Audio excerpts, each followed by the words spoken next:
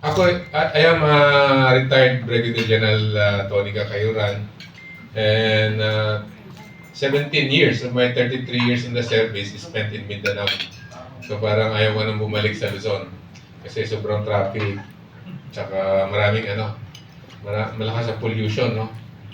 So parang napamahal na ako ng gusto sa Mindanao.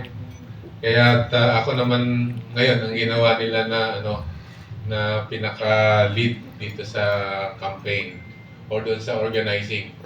Kasi karamihan ng mga ginagawa ko nung tiniente pa ako with the Special Forces Regiment ay puro organizing. So, mamaya, hindi ko alam kung ano yung sasabihin ko tungkol sa aming antay ko na lang yung tawag. But nasabi naman lahat ni Bob yung tungkol sa Laang Kawal. Mai-add ko lang, yung Republic Act 7077, which is yun yung sa reservist.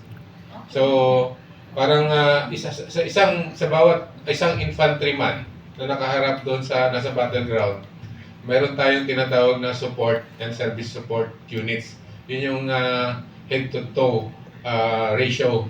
So, kada isang infantry na nakipag-away, mayroong 7 na nagsusupport sa kanya. Nandiyan at isang na doon kasama yung signal, nagpo-provide ng intelligence or technical intelligence. Kaya nung panahon ng Marawi, may kakulangan para mag-support doon sa ating mga kasamahan or yung mga nandun sa battlefront. Kaya natawag sila. So ganun pala yung mangyayari, no? Pagka kailangan yung serbisyo mo, wala kang magagawa pag tinawag ka dahil doon sa Republic Act 7077. So bilang retired, ngayon na-integrate ako sa reservist. So reserve na rin ako. Reservist na rin ako. Actually, ang unit ko nasa Manila, sa NCR. Nagpapatransfer ako rito. Ngayon, bilang reservist, continuation lang nung nasimulan namin na advocacy. Kasi sa amin, na 33 years sa service, sa military service, wala naman kaming alam na advocacy, kundi peace and development. Kaya sa pamamagitan ng aming organization ngayon, yung Laang Kawal ng Pilipinas, may pagpapatuloy namin. At syempre, ang number 1 constituents namin, yung mga reservists at saka retired.